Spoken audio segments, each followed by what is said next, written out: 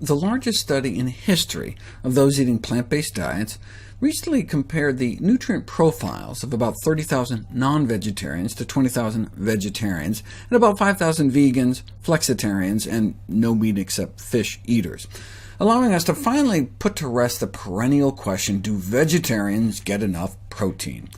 The average requirement is 42 grams of protein a day. Non-vegetarians get way more than they need, and so does everyone else. On average, vegetarians and vegans get 70% more protein than they need every day. Surprising that there's so much fuss about protein in this country when less than 3% of adults don't make the cut, presumably folks on extreme calorie-restricted diets who just aren't eating enough food, period. But 97% of Americans get enough protein. There is a nutrient, though, for which 97% of Americans are deficient. Now that's a problem nutrient. That's something we really have to work on. Less than 3% of Americans get even the recommended minimum adequate intake of fiber. So the question isn't where do you get your protein, but where do you get your fiber? We only get about 15 grams a day. The minimum daily requirement is 31.5, so we get less than half the minimum.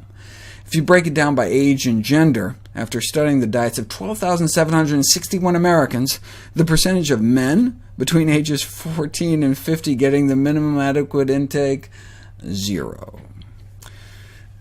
This deficit is stunning, in that dietary fiber has been protectively associated with the risk of diabetes, metabolic syndrome, cardiovascular disease, obesity, and various cancers, as well as high cholesterol, blood pressure, and blood sugars.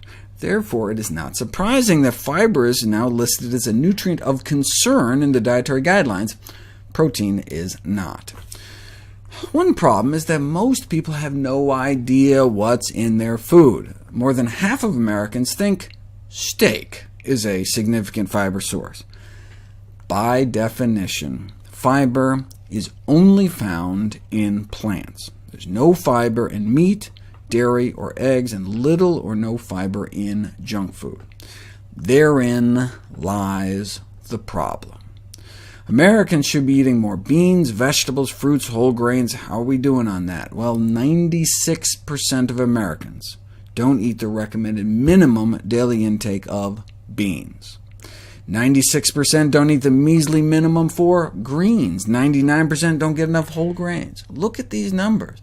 Nearly the entire U.S. population fails to eat enough whole plant foods, and it's not getting any better.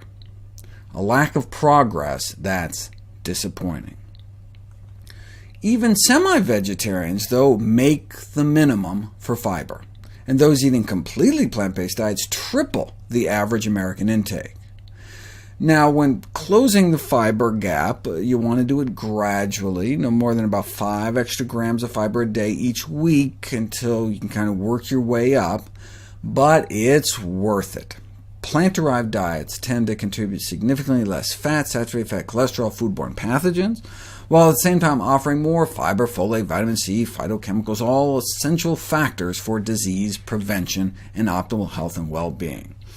And the more plant foods, the better. Whole plant foods, the better. If you compare the nutritional quality of vegan versus vegetarian, semi-vegetarian, pesco-vegetarian, and omnivorous diets, traditional healthy diet indexing systems, like compliance with the dietary guidelines, consistently indicate the most plant-based diet as the most healthy one.